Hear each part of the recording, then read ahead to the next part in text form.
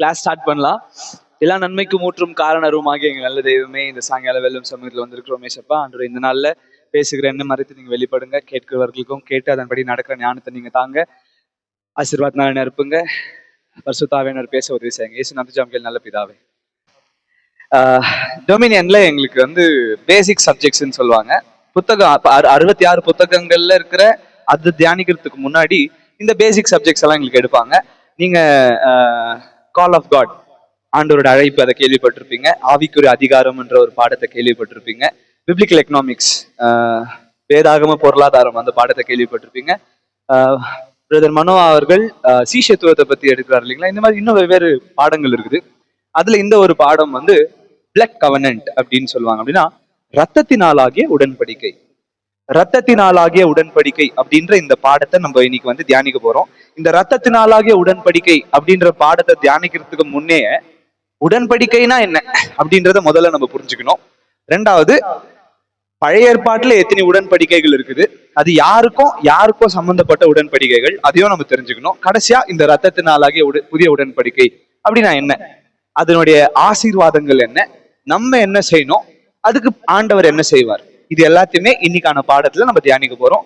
Okay, முதல்ல உடன்படிக்கைனா என்ன? What you mean by covenant? நீங்க இந்த வார்த்தையை கேள்விப்பட்டிருப்பீங்க. உடன்படிக்கை அப்படின்னா என்ன? ஓகே, பைபிள் விட்டுடுங்க, வேதாகமத்து இல்லாம வெறும் அந்த வார்த்தையை மாத்திரம் யோசிச்சு சொல்லுங்க. பைபிள் இருக்கிற உடன்படிக்கைன்றது வேணாம். சாதாரணமாவே தமிழ் அகராதியில உடன்படிக்கைன்ற வார்த்தைக்கான அர்த்தம் என்ன? ஒப்பந்தம். ஒப்பந்தம்னு ஒண்ணு இருக்குது. ரெண்டாவது, ஒப்பந்தம்ன்றது அக்ரிமெண்ட் வச்சுக்கலாங்களா? அக்ரிமெண்ட். நெக்ஸ்ட் வேற உறுதிமொழி, கான்ட்ராக்ட். நெக்ஸ்ட் இது ரெண்டுத்தினுடைய நெக்ஸ்ட் டிகிரி தான், நெக்ஸ்ட் லெவல் தான் உடன்படிக்கை. முதல்ல இந்த அக்ரிமெண்ட்னா என்ன? நான் ஒரு பொருளை இந்த விலைக்கு விற்கிறேன், நீ இந்த அமௌண்ட் காசு என்கிட்ட கொடுத்தீங்கன்னா நான் பொருளை விற்கிறேன், இது அக்ரிமெண்ட். நெக்ஸ்ட் கான்ட்ராக்ட், நான் இவ்வளவு பணம் தரேன், நீ இவ்வளவு வேலை செய்யணும், இது கான்ட்ராக்ட். இதுல கண்டிஷன்ஸ் அப்ளை அப்படின்னு சொல்லுவாங்க. கண்டிஷன்ஸ் என்ன? நீ ஒரு நாளைக்கு 8 மணி நேரம் இந்த இடத்துல வேலை செஞ்சினா ஒரு மாசம் ஃபுல்லா வேலை செஞ்சதுக்கு அப்புறம் ஒரு சம்பளம் உனக்கு கிடைக்கும், இது என்னோட கான்ட்ராக்ட். இவ்வளவு பணத்தை கொடுத்தினா இவ்வளவு பொருள் கிடைக்கும். 1 கிலோ தக்காளி 50 ரூபாய், நீ 200 ரூபாய் குத்தினாதான் 4 கிலோ கிடைக்கும். நீ வெறும் 100 ரூபாய்க்கு 4 கிலோ எதிர்பார்க்க கூடாது. இந்த மாதிரி அக்ரிமெண்ட்டுக்கோ கான்ட்ராக்டுக்கோ ஒரு விஷயம் இருக்குது இல்லைங்களா. அதுக்கேற்ற மாதிரியே கவர்னன்ட்ன்ற ஒரு விஷயத்துக்கு நம்ம வந்தோம்னா, ஒப்பந்தத்தையும் தாண்டி நெக்ஸ்ட் நீங்க என்ன சொன்னீங்க, கான்ட்ராக்டுக்கு உறுதிமொழி, அதையும் தாண்டி நம்ம நெக்ஸ்ட் பார்த்தோம்னா உடன்படிக்கை அப்படின்றதுக்கு ரொம்ப சிம்பிளா நம்ம சொல்லணும்னா, ஒரு ரொம்ப பவர்ஃபுல்லான ஒருத்தர் ஒரு இடத்துல இருக்கிறாரு, அவரை விட பவர் கம்மியா இருக்கிற ஒருத்தர் இன்னொரு இடத்துல இருக்கிறாரு. பலசாலியான ஒருத்தர் இருக்கிறாரு, பலவீனமான இன்னொருத்தர் இருக்கிறாரு. இவங்க 2 பேருக்குள்ள ஒரு ஒப்பந்தம் ஏற்படுத்தி பாருங்க. இது ஈக்குவலா இருக்க முடியாது. இப்ப என் சம்பளம் நான் எவ்வளவு வேலை செய்யறனோ அதுக்கு ஏத்த மாதிரி நிர்ணயம் பண்றாங்க, அது ஈக்குவல். நான் செய்யற வேலைக்கான ஈக்குவல் சம்பளம் எனக்கு கிடைக்குது, நான் கொடுக்குற காசுக்கான ஈக்குவல் பொருள் எனக்கு கிடைக்குது. ஆனா இந்த ஒப்பந்தம்ன்ற கான்செப்டுக்கு வந்த உடனே, அப்படின்னா உடன்படிக்கைன்ற கான்செப்டுக்கு வந்த உடனே, பெரிய பவர் ஒருத்தர் இருக்கிறாரு, பெரிய வல்லமை மிகுந்த ஒருத்தர் இருக்கிறாரு, வல்லமையே இல்லாத சிறியவனா ஒருத்தர் இருக்கிறாரு. இவங்க 2 பேரோட சேர்ந்து ஏற்படுகிற ஒரு ஒப்பந்தம் தான் இந்த உடன்படிக்கை. இது உடன்படிக்கைன்ற வார்த்தைக்கான அர்த்தம். இதை இன்னும் நம்ம டீட்டெயிலா பார்க்கணும்னா, பழைய ஏற்பாடுல 6 உடன்படிக்கைகள் இருக்குது. 6 கவர்னன்ஸ். பழைய ஏற்பாடுல 6 உடன்படிக்கைகள் இருக்குது. அதுல முதல்ல ஆண்டவர் ஆதாமோடு ஒரு உடன்படிக்கை ஏற்படுத்தினார். First government was between Adam and God. ஆண்டவர் ஆதாமோடு ஒரு உடன்படிக்கையை ஏற்படுத்தினார். வாசிங்க, ஆதியாகமம் 2ஆம் அதிகாரம்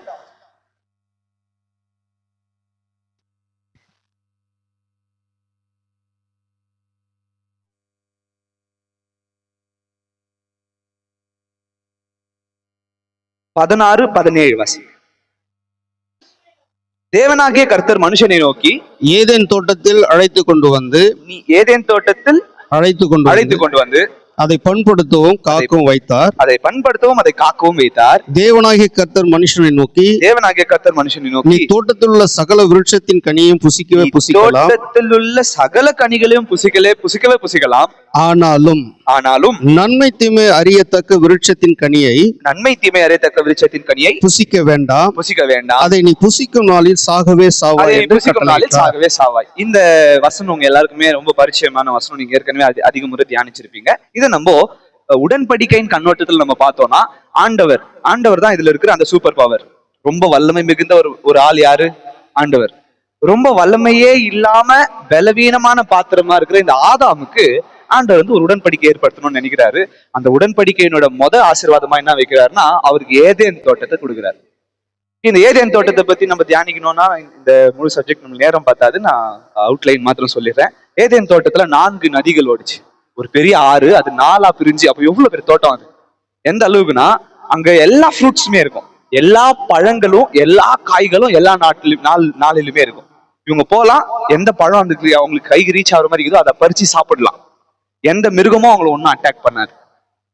ஆண்டவர் ஏதேனுன்ற ஒரு பெரிய தோட்டத்துல இவங்களுக்கு அடைக்கலம் கொடுத்தாரு. இவங்களுக்குன்னு வீடு இருக்க வேண்டிய அவசியம் இல்லை. அந்த தோட்டத்துல அப்படியே இருந்தாங்க. சாப்பாடுக்கு இவங்க கஷ்டப்பட வேண்டிய அவசியம் இல்லை.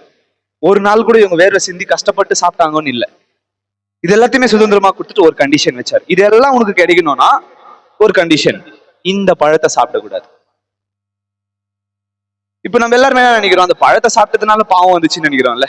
அப்படி உண்மையாவே பழத்தை சாப்பிட்டதுனால பாவம் வந்திருந்தா ஆண்டவர் அவ்வளவு முட்டாள் கிடையாது. தேவையில்லாத ஒரு பொருள் அந்த இடத்துல வைக்கிறதுக்கு அப்போதைக்கு அது தேவையில்லை. அன்னைக்கு டேட்டுக்கு அவங்களுக்கு அது அவசியம் இல்லை. இப்போ ஒரு குழந்தை பிறக்கிற குழந்தைக்கு 2 வயசு ஆகிற வரலும் தாய்ப்பாலும் இந்த செர்லாக்ஸ் வந்து அந்த குழந்தைக்கு ஜீரணம் ஆகும். அது வரலும் தான் அந்த குழந்தைக்கு ஜீரண சக்தி இருக்குது. 2 வயசு ஆனதுக்கு அப்புறமா தான் கொஞ்சம் கொஞ்சமா கறி கொடுக்க முடியும். ஒரு 5 வயசு ஆனதுக்கு அப்புறம் பிரியாணியில எதை சாப்பிட்டாலும் ஜீரணம் பண்ற சக்தி அந்த குழந்தைக்கு வந்தது. முதல் நாளே அந்த குழந்தைக்கு பிரியாணி ஊட்டினா என்ன ஆகும்? செத்துரும். அதேதான் ஆண்டவரும் சொன்னார், இதை சாப்பிட்றதுனால சாகவே சாவாய். நீ இப்பதான் பிறந்துக்கிற, இப்பதான் உன்னை செஞ்சுக்கிறேன் நான். இன்னும் கொஞ்ச நாள் ஆகும் நீ பிரியாணி சாப்பிட்றதுக்கு. பிரியாணின்றது அந்த விழுகப்பட்ட கனி. அதனால பிரியாணி சாப்பிடக்கூடாதான்னு கேட்காதீங்க, உதாரணத்துக்காக நான் சொல்றேன். இப்போ இந்த கனி ஆண்டவர் வச்சுட்டாரு பாத்தீங்களா?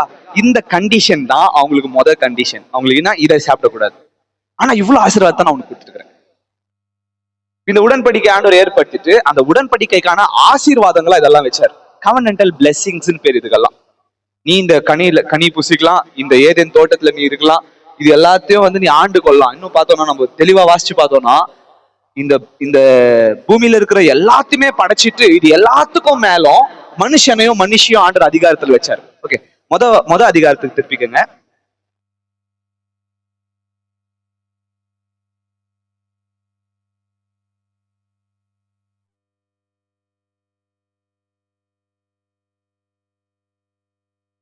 இருபத்தி 29:30 வாசிங்க. சாரி, 28, 29, 30. பின்பு தேவன் அவர்களை நோக்கி, நீங்கள் பலுகி பெருகி பூமியை நிரப்பி அதை கீழ்ப்படுத்தி சமுத்திரத்தின் மச்சங்களையும் ஆகாயத்து பறவைகளையும் பூமியின் மேல் நடமாடுகிற சகல ஜீவ ஜந்துக்களையும் ஆண்டு கொள்ளுங்கள் என்று நடமாடுகிற சகல ஜீவ ஜந்துக்களையும் நீங்கள் ஆண்டு கொள்ளுங்கள் என்று ஆண்டு கொள்ளுங்கள். அதெல்லாம் விடுங்க. இப்போ ஆண்டு கொள்ளுங்கள் அப்படின்னா இருக்கிற எல்லா ஜீவன்களும் பாருங்க, பூமி மேல இருக்கிற ஜீவன்கள், ஆகாயத்து பறவைகள், நீரில் வாழும் மிருகங்கள். இது 3 தவிர வேற எங்கேயாவது மிருகங்கள் இருக்குதா? இல்ல. அப்போ பூமியில இருக்கிற எல்லா ஒட்டுமொத்த மிருகத்துக்கும் யார் அதிகாரத்துல வச்சாரு? ஆதாம் ஏவாள் 2 பேர் அதிகாரத்துல வச்சாரு. ஆனா அவங்களுக்கு மேல அவரே அதிகாரத்துல இருந்தார். இப்ப இவங்களோட உடன்படிக்கை ஏற்படுத்தின உடனே அவங்களுக்கு கிடைச்ச பிளெஸிங்ஸ்ல இது முக்கியமான பிளெஸிங். இது எல்லாத்துக்கும் மேல அதிகாரம் கொடுத்து வச்சது. ஆதாமோடு உடன்படிக்கை ஏற்படுத்தினாரு. அந்த உடன்படிக்கையில இவங்க வந்து மீறிடுறாங்க. என்ன மீறாங்க? ஆண்டவர் செய்ய வேணாம்னு சொன்ன ஒரு விஷயத்த செஞ்சதுனால இவங்க மேல பாவம் வந்துருச்சு. ஆண்டவர் சொன்னது போல பாவத்தின் சம்பளம் மரணம்ன்ற மாதிரி அவருக்கும் இவங்களுக்குமான தொடர்பு துண்டிக்கப்பட்டது மரணம். அப்ப அதுக்கு முன்னாடி இந்த சரீரத்துக்கு மரணம் இல்லையா? இல்ல. அதுக்கு முன்னாடி ஆண்டவர் ஆதாமையும் ஏவாளும் படைக்கும் போது அவங்களோட சரீரத்துக்கு மரணத்தை வைக்கல. எப்ப இந்த கனியை புசிக்க ஆரம்பிச்சாங்களோ அப்பதான் அவங்களுக்கு கவுண்ட் டவுன் ஸ்டார்ட் ஆச்சு. நம்மளுக்கு எல்லாம் ஒரு கவுண்ட் டவுன் ஓடி இருக்குதுல்ல. ஏதோ என்னைக்கோ ஒரு நாள் சாவ போறோம். நம்ம எல்லாம் இந்த சரீரத்துக்கு மரணம் இருக்குது. என்னைக்கோ ஒரு நாள் இந்த சரீரம் வந்து மரணம் அடைய போகுது. அது என்னைக்குன்னு நம்மளுக்கு தெரியாது. ஆனா அது கிளாக் ஓடுது பாருங்க. அது எப்போ ஸ்டார்ட் ஆச்சுன்னா ஆதாம் அந்த கனியை புசிச்சு ஸ்டார்ட் ஆச்சு. இது முதல் உடன்படிக்கை. அப்படியே நம்ம அதுல இருந்து சில ஆண்டுகள்ன்றது ஆயிரக்கணக்கான ஆண்டுகளுக்கு அப்புறமா நோவான்ற ஒருத்தர் வர்றாரு. இந்த நோவானுடைய வாழ்க்கையில நம்ம பார்த்தோம்னா அவர் வாழ்ந்த அந்த காலத்துல நம்ம டீட்டெயிலா நான் போறதுக்கு டைம் இல்லை. நான் நேரடியாக உங்களுக்கு நடந்ததை சொல்லிடுறேன். நீங்க அப்புறமா வாசிச்சு புரிஞ்சுக்கோங்க. நோவானோட காலத்துல ஆண்டவர் ஒரு விஷயம் யோசிக்கிறாரு. 120 வருஷம் நான் டைம் தரேன். 120 வருஷத்துல என் கண் பார்வைக்கு செம்மையான செய்யறதை யாராவது கிடைக்காம போனா, இந்த ஜனம் திருந்தாம போனா, நான் ஒட்டுமொத்த மக்களையும் ஒட்டுமொத்த ஹியூமன் பீயிங்ஸையும் நான் அழிச்சிட போறேன். மனிதர்கள் எல்லாரையுமே அழிச்சிட்டு புதுசா நான் உருவாக்க போறேன்னு ஆண்டவர் சிந்திக்கிறாருன்னு வசனம் பைபிள்ல இருக்குது. ஆனா அந்த வசனம் முடியும் போதே நோவாவுக்கோ கர்த்தருடைய கண்களில் தயவு கிடைச்சிச்சு. அப்போ கர்த்தருடைய கண்கள்ல தயவு கிடைச்சதுனால நோவா ஆண்டவர் காப்பாத்த நினைக்கிறாரு. நோவா பேழை கட்ட சொல்றாரு. நோவாவும் பேழை கட்டிட்டு சுத்தமான மிருகங்கள்ல 7 ஜோடி, அசுத்தமான மிருகங்கள்ல ஒரு ஜோடி, அது நம்ம டெக்ஸ்ட்ல இருக்குது. இது எல்லாத்தையுமே அவர் பேழைக்குள்ள போறாரு. பேழைக்குள்ள போனதுல இருந்து 370 நாள் ஆகுது. வசனத்துல இருக்கிற ஆதாரத்தை வச்சு பார்த்தோம்னா ஆஃப்டர் 370 days, 370 நாளுக்கு அப்புறமா அவங்க வந்து எதுல இருந்து வெளியே வராங்க? பேழையில இருந்து வராங்க. அப்போ ஆண்டவர் நோவாவோட இன்னொரு உடன்படிக்கை ஏற்படுத்துறார். 2வது உடன்படிக்கை. முதல் உடன்படிக்கை ஆதாமோடு ஆண்டவர் ஏற்படுத்தினார். 2ஆம் உடன்படிக்கை நோவாவோடு ஆண்டவர் ஏற்படுத்தினார். நோவாவோடு ஏற்படுத்தின அந்த 2ஆம் உடன்படிக்கையில சில காரியங்களை வந்து எக்ஸ்ட்ராவான ஆசீர்வாதமா கொடுத்தாரு. என்ன ஆசீர்வாதம்? 370 நாள் பேழையில இருந்தாங்க. வெளியே வந்தோன்னு காய்கறி கிடைச்சிருக்குமா சாப்பிட்றதுக்கு? ஆதாமேவால் காய்கறி சாப்பிட்டாங்க. மாடு ஆடு வெட்டி சாப்பிட்டாங்களா? ஆக்சுவலா ஆதாமேவால் வெஜிடேரியன், சைவம் சாப்பிடுறவங்க. அவங்க எப்ப கறி சாப்பிட ஆரம்பிச்சாங்க? நோவா கிட்ட ஆண்டவர் சொன்னார், சரிப்பா இப்ப பேழையில இருந்து வெளியே வர, உங்களுடைய சேர்ந்து சுத்தமான மிருகங்கள் எல்லாம் வெளியே வருதுல்ல, அந்த சுத்தமான மிருகங்களை நீ சாப்பிடலான்னு சொன்னார். மீன்ல செதில் செவில் இருக்கிறத சாப்பிடலான்னு சொன்னார். செதில்னா ஸ்கேல்ஸ், செவில்னா கில்ஸ். இது 2 இருக்கிறத சாப்பிடலாம். வஞ்சர மீன் சாப்பிடக்கூடாது, எறா சாப்பிடக்கூடாது, நண்டு சாப்பிடக்கூடாது. இதெல்லாம் நம்ம விரும்பி சாப்பிடுறது. டூனா மீன் சாப்பிடக்கூடாது, ஏன்னா இதுல எல்லாம் செதில் இல்ல. வஞ்சர மீன்ல செதில் இல்ல, செவில் இருக்குது, செதில் இல்ல. எறா மீனே கிடையாது, ஆக்சுவலா வண்டு. அது நண்டுக்கு கழுத்து கிடையாது, அதுக்கும் செவில் செதில் எல்லாம் கிடையாது. இதெல்லாம் சாப்பிடக்கூடாது ஆண்டவர் சொன்னார். ஆனா நம்ம பன்னிக்கறியை பூச்சி நோண்டி தான் நம்ம சொல்லுகிறோம், பன்னிக்கறி சாப்பிடக்கூடாது, பன்னிக்கறி சாப்பிடக்கூடாது. காத்தால கூட அதான் டிஸ்கஷன். ஆனா பைபிள்ல இருக்கிற வசனத்தின் படி பார்க்கும்போது சுத்தமான மிருகங்களை நீ சாப்பிடலாம் அப்படின்ட்டு நோவாவுக்கு ஆண்டவர் அனுமதி கொடுக்குறாரு. அப்படின்னா நீ கறி மட்டும் தான் சாப்பிடணும்னு கட்டளை போடல. உனக்கு இஷ்டம் தான் கறி சாப்பிட்டுக்கோ, சுத்தமான மிருகத்தை நீ சாப்பிட்டுக்கலாம்னு அனுமதிச்சாரு.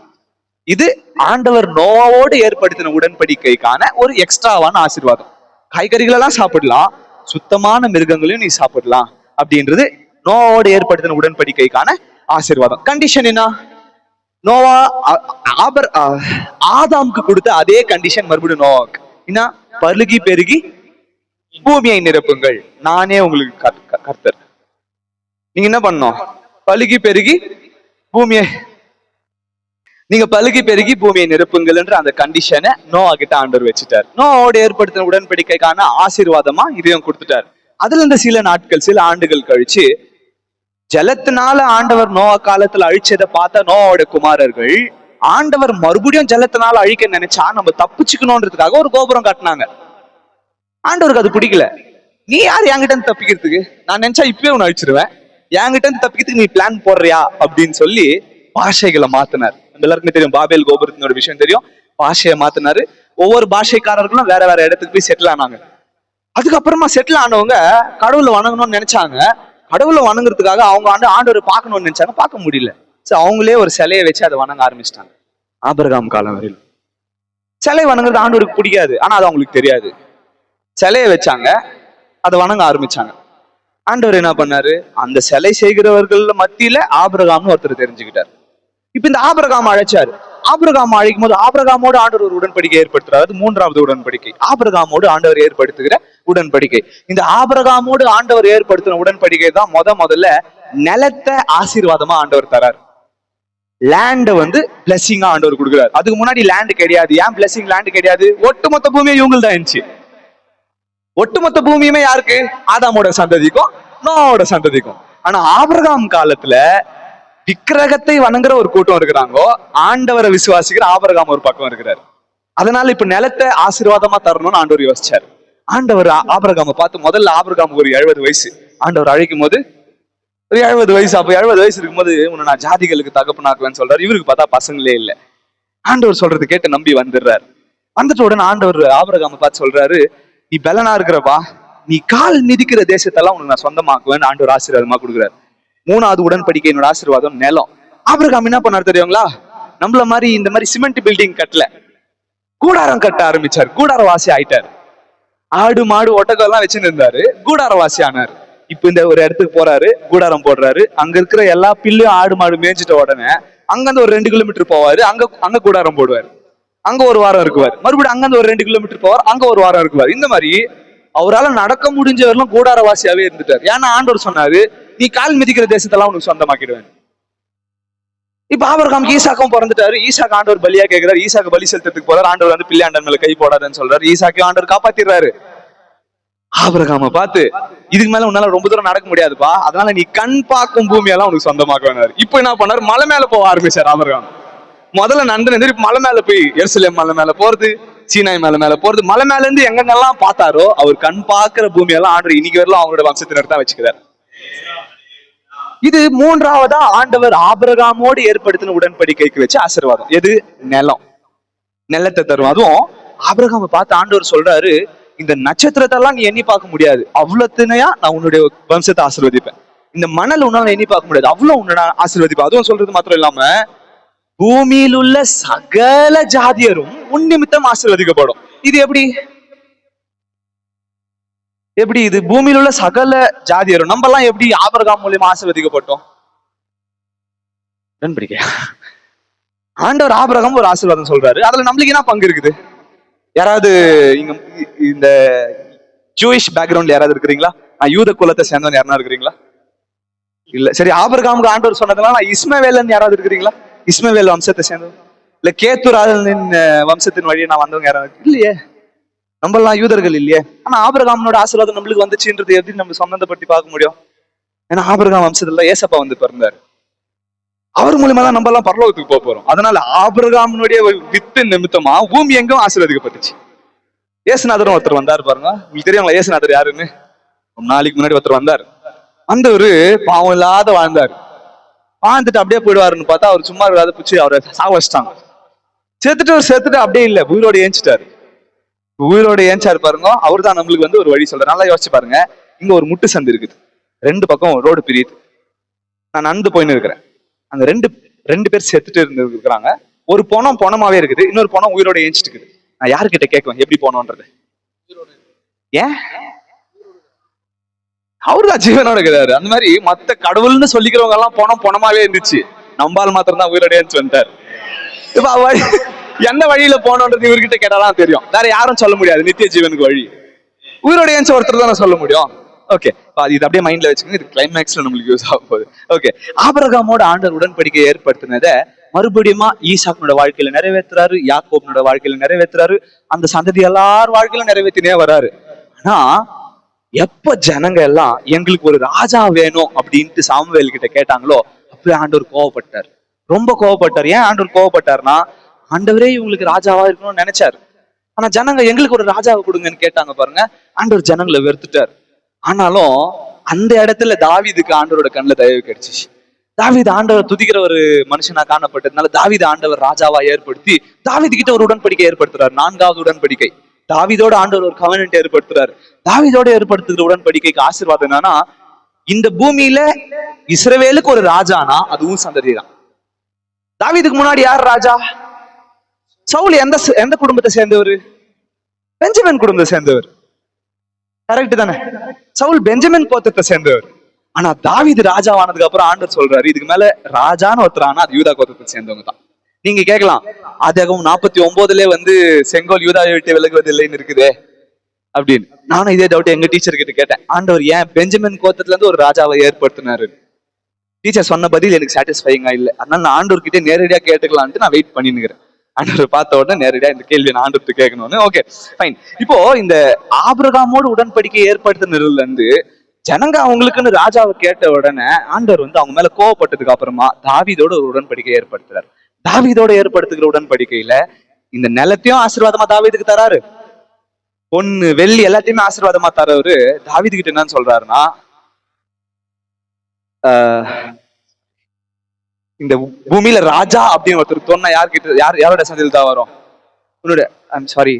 தாவீதோட ஏற்படுத்துறதுக்கு முன்னாடி ஆபிரகாமுக்கு அப்புறம் மோசேயோட ஆண்டவர் உடன்படிக்கை ஏற்படுத்துறாரு. Skip பண்ணிருக்கிறேன், sorry. ஆண்டவர் ஆபிரகாமோட உடன்படிக்கை ஏற்படுத்தினதுக்கு அப்புறமா சீனாய் மலையில மோசேயோட ஒரு உடன்படிக்கை ஏற்படுத்துறார்.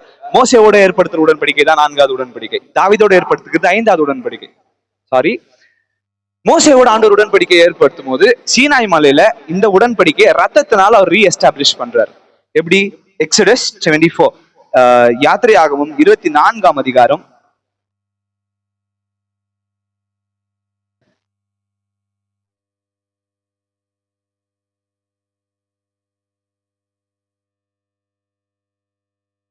8ஆம் வசனம் வாசிங்க. 7-8 வாசிங்க. யாத்திராகமம் 24:7-8. உடன்படிக்கையின் புஸ்தகத்தை எடுத்து ஜனங்களின் காது கேட்க வாசித்தான். அவர்கள் கர்த்தர் சொன்னபடியெல்லாம் செய்து கீழ்ப்படிந்து நடப்போம் என்றார்கள். அப்பொழுது மோசே இரத்தத்தை எடுத்து ஜனங்களின் மேல் தெளித்து, இந்த வார்த்தைகள் யாவையும் குறித்து கர்த்தர் உங்களோடு பண்ணின உடன்படிக்கையின் ரத்தம் இதுவே என்றான். ஆமென். கவனிங்க, இப்ப ஆண்டவர் வந்து மோசேவோட ஒரு உடன்படிக்கை ஏற்படுத்த போறாரு. அந்த உடன்படிக்கைக்கு ஆசீர்வாதமா இவங்களுக்கு கானானை தராரு. ப்ராமிஸ்ட் லேண்டா கானானை தராரு. கானான் இவங்களுக்கான ஆசீர்வாதமான ஒரு பூமி. இந்த கானானை பத்தி சொல்லணும்னா அது பைபிள் டெஸ்கிரைப் பண்றது பாலும் தேனும் ஓடுகிற கானான் தேசம். ஆனா அந்த தேசத்துல பார்த்தோம்னா மாடு ஆடு வளர்க்கறதுக்கு பில்லும் கிடையாது, தேன் இருக்கிறதுக்கு பூவும் கிடையாது. வனாந்தரமான ஒரு பூமி. ஆனா ஆண்டவர் அந்த பூமியை பத்தி சொல்றது பாலும் தேனும் ஓடுகிற கானான் தேசம். அதை நம்ம ஜியாகிரபிக்கலா பாக்குறத விட ஆண்டவரோட பார்வையில நம்ம பார்த்தோம்னு வச்சுக்கோங்களேன், அந்த பூமியில இவங்க எப்பெல்லாம் ஆண்டவர் கிட்ட கேட்கறாங்களோ அப்பெல்லாம் மழை வரும். எப்பெல்லாம் ஆண்டவர் கிட்ட ஜெபிக்கிறாங்களோ அப்பெல்லாம் விளைச்சல் அதிகரிக்குவார். எப்பெல்லாம் இவங்க ஆண்டவரோட நல்ல உறவுல இருக்கிறாங்களோ அப்பெல்லாம் இவங்க மேல ஆசீர்வாதத்தை ஆண்டவர் வந்து திணிக்குவார். ஆக்சுவலா இவங்க மேல அப்படியே பிரஸ் பண்ணுவார் ஆசீர்வாதத்தை. அந்த மாதிரியான ஒரு பூமி அது கானான் தேசம். அந்த தேசத்தை மோசேக்கு ஆசீர்வாதமா கொடுத்து மோசேவோட ஏற்படுத்தின உடன்படிக்கையில ஆண்டவர் இன்னும் சில கண்டிஷன்ஸ் போடுறாரு. அந்த கண்டிஷன் என்னன்னா 10 கட்டளைகள் 603 பிரமாணங்கள். 10 கட்டளைகள் 603 பிரமாணங்களை ஆண்டவர் ரூல்ஸ் அண்ட் ரெகுலேஷன்ஸா கொடுத்துட்டு ஆண்டவர் மோசேக்கு ஆசீர்வாதத்தை வச்சார். இந்த கானான் தேசத்தை என்ன பண்ணணும்? சுதந்திரிக்கணும். அது மாத்திரம் இல்ல, நான் கர்த்தர், நானே கர்த்தர், நான் உன் கூட இருக்கிறேன், நான் உன் கூட இருப்பேன். இதை விட ஒரு பெரிய பிளெஸிங் எந்த கவர்னன்ட்லயும் இல்லை. ஆண்டவர் கூட இருக்குவாருன்னு மோசே கிட்ட சொல்லிட்டார். அது அப்படியே மோசே கிட்ட தொடங்குனது. மோசேவோட ஆண்டவர் வந்து என்ன பண்ண ஆரம்பிச்சார்னா ஜட்ஜஸ் வச்சு ரூல் பண்ண ஆரம்பிச்சார். ஆண்டவர் ஜனங்களை நியாயாதிபதிகள் வச்சு ரூல் பண்ண ஆரம்பிச்சார். ஆனா சவுல் கிட்ட வர்றதுக்கு முன்னாடியே ஜனங்களுடைய பார்வையில் என்ன ஆச்சுன்னா, பக்கத்து ஊர்ல ராஜா இருக்கிறாங்க, எங்களுக்கு ராஜா இல்ல, எங்களுக்கு ராஜா வேணும்னு கேட்டாங்க. ஆண்டவர் கோவப்பட்டுட்டார். தாவீதோட ஆண்டவர் உடன்படிக்கை ஏற்படுத்துறாரு. இது 5வது உடன்படிக்கை. தாவீதோடு ஏற்படுத்துகிற அந்த உடன்படிக்கையில ஆண்டவர் ஆசீர்வாதமா ராஜ்ய பாரத்தை தராரு. கண்டிஷனா, நானே உனக்கு கர்த்தர், என்ன தவிர உனக்கு வேற எந்த தேவர்களும் வரக்கூடாது. மோசே கிட்ட சொன்ன அதே கண்டிஷன்ஸ். இது எல்லாத்தையும் நீ கை கொள்ளணும். அது எந்த அளவுக்கு கை கொள்ளணுமா தெரியுமா? நான் வாட்ச் கட்டின்னுக்கிற மாதிரி இந்த இடத்துல 10 கட்டளைகளை எழுதி கையில கட்டிக்கணுமா, நெத்தியில கட்டிக்கணுமா. என் நெத்தியில 10 கட்டளைகள் கட்டிக்கணுமா. நான் கண்ணாடி பார்க்கும்போது அதை பார்த்த உடனே 10 கட்டளைகள் கீழ்ப்படினு எனக்கு தெரியணுமா. என் கையை பார்த்தா அந்த 10 கட்டளை தெரியணுமா. வீட்டு வாசல்ல நான் மாட்டிடணுமா. இதெல்லாம் அங்க இருக்குது, பைபிள்ல இருக்குது. ஆண்டவர் மோசே கிட்ட சொன்னா, தாவீது கிட்ட சொன்னார், இதெல்லாம் நீ பண்ணணும். நீ பாக்குறதெல்லாம் என் கட்டளை தெரியணும். நீ பாக்குறப்பெல்லாம் நான் சொல்றதை செய்யணும்ன்றது உனக்கு தெரியணும். இப்படி ஆண்டவர் சொல்லிட்டு தாவீதோட உடன்படிக்கை ஏற்பட்டது. அதுல இருந்து சில ஆண்டுகள் கழிச்சு தீர்க்கதரிசிகளின் காலத்துல நெகேமியா, எஸ்ரா, நெகேமியா, எரேமியா, எசேக்கியேல் இவர்களுடைய காலத்துல தாவீதோடு ஆண்டவர் ஏற்படுத்தின அந்த உடன்படிக்கையை மறுபடியும் புதுப்பிக்கிறார். எதை வச்சு புதுப்பிக்கிறாரு? தேவாலயத்தை வச்சு புதுப்பிக்கிறார். Renewal of the கவர்னன்ட். ஆனா அது 6வது உடன்படிக்கையை ஏற்படுத்திக்கோங்க. கவர்னன்ட் வித் ப்ராஃபெட்ஸ் எழுதிக்கோங்க. 6வது உடன்படிக்கை கவர்னன்ட் வித் ப்ராஃபெட்ஸ், தீர்க்கதரிசிகளோடு ஆண்டவர் ஏற்படுத்தின உடன்படிக்கை. இந்த தீர்க்கதரிசிகளோடு ஆண்டவர் ஏற்படுத்தின உடன்படிக்கைக்கு ஆசீர்வாதமா தேவாலயத்தில் அவரோட மகிமையை வைப்பேன்னு சொன்னார். தேவாலயத்துல அவருடைய மகிமையை வைப்பேன்னு சொன்னாரு. அதே பூமியில இப்ப அடிமைதனத்துல பாபிலோன்ல இருக்கிற இவங்களுக்கு மறுபடியும் எந்த இடத்துல அடைக்கல கொடுப்பேன்னு சொன்னாரு. இஸ்ரவேலுக்கு உங்களை கூப்பிட்டு வருவேன் அப்படின்ட்டு இவங்க கிட்ட மறுபடியும் அவங்களுடைய ஆசீர்வாதத்தை புதுப்பிப்பேன் ஆண்டவர் வந்து ஒரு வார்த்தை சொன்னார். இது இவ்வளவு நேரம் நம்ம பார்த்தது எல்லாமே பழைய ஏற்பாட்டுல இருக்கிற கவர்னன்ஸ். இப்போ புதிய ஏற்பாட்டுல ஆண்டவர் நமக்கும் பிதாவுக்கும் ஒப்புரவாக்குற ஒரு பணியை செய்யறதுக்கு முன்னாடி ஒரு விஷயத்த நம்ம எல்லாருக்குமே சொல்லிட்டு போனாரு. நம்ம ஒவ்வொரு மாசமும் நம்ம சபையில திருவிருந்து ஆசரிக்கும் போது இந்த வசனங்களை நம்ம தியானிச்சுதான் நம்ம திருவிருந்து ஆசரிப்போம்.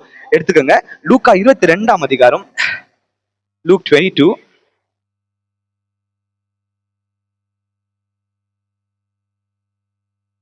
பதினாலுல இருந்து 23 வரலாம் வாசிக்கணும். நீங்க வேலை வந்த போது 18 வந்து வாசிக்கணும்.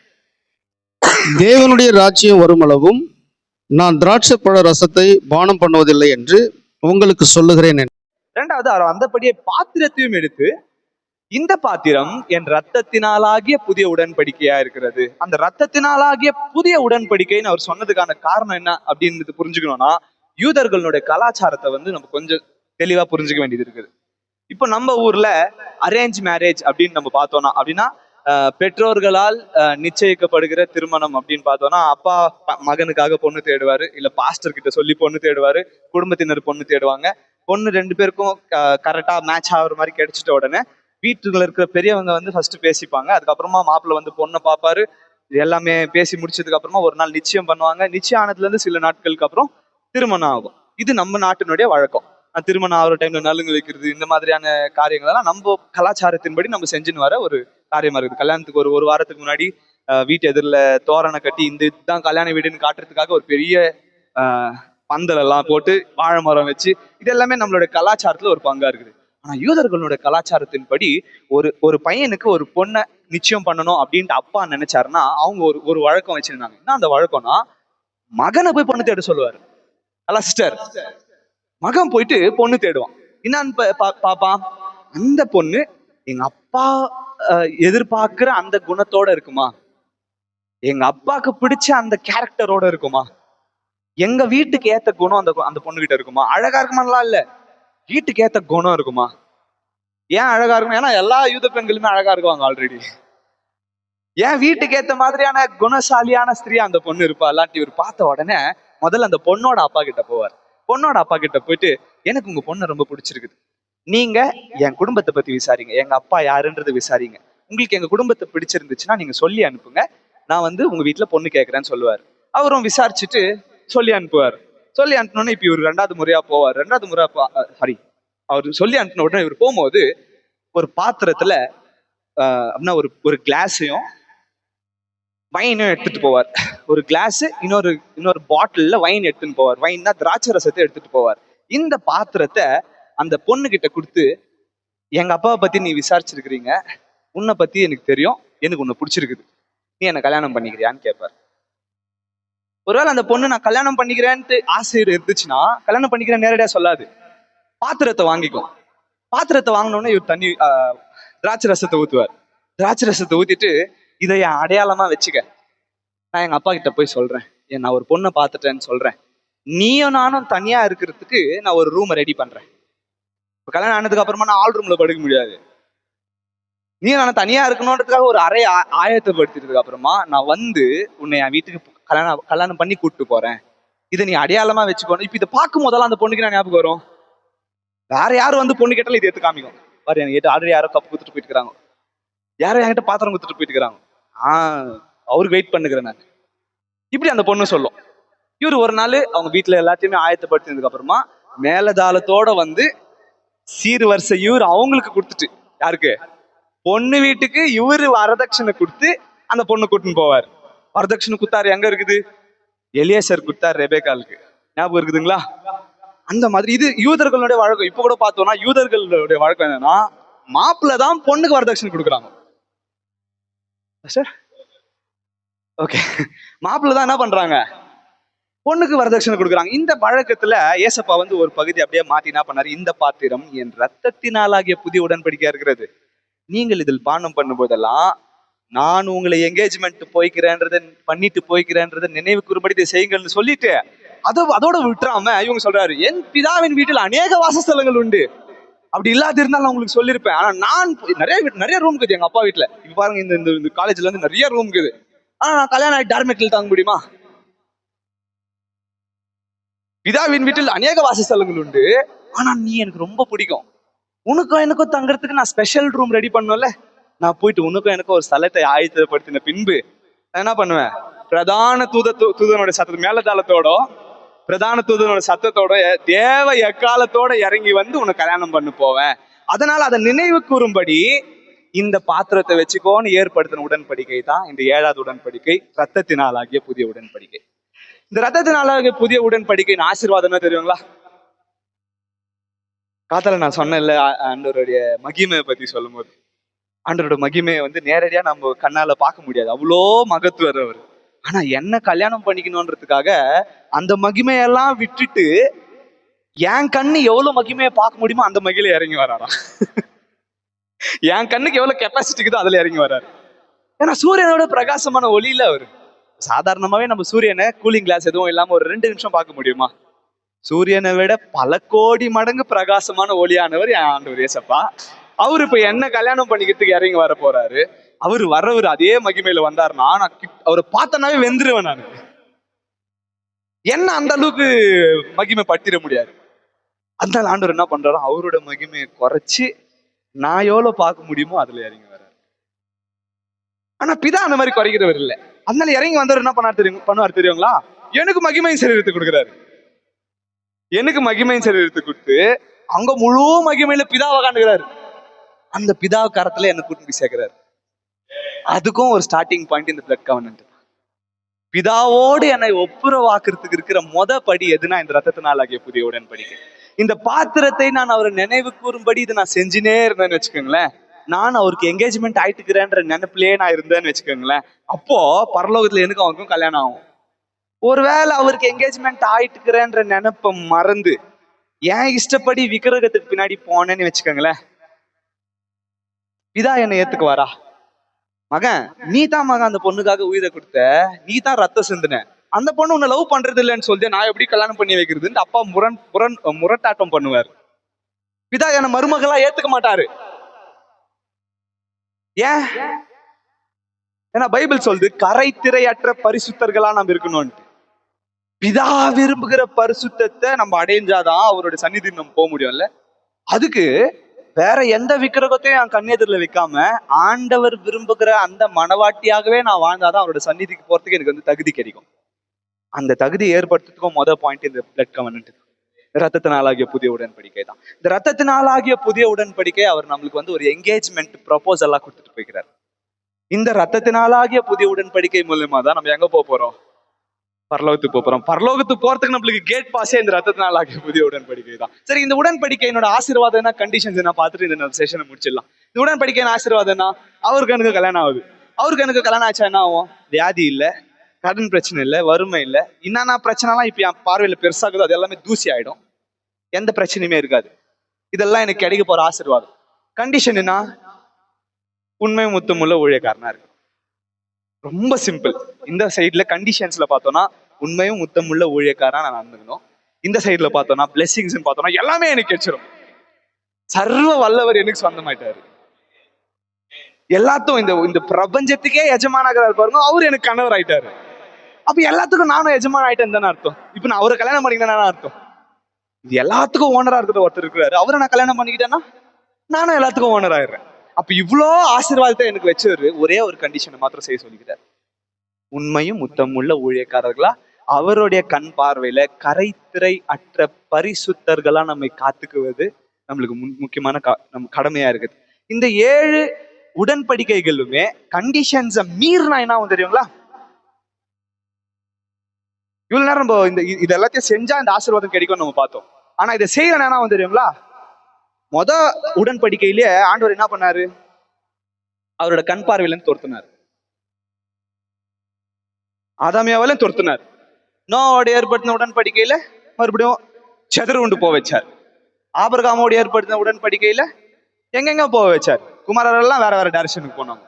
மோசையோடு ஏற்படுத்தின உடன்படிக்கையில அடிமைதனத்துல அனுப்பினார். அப்போ கண்டிஷனை கீழ்படியலன்னா தண்டனையா வச்சிருக்கிறார்.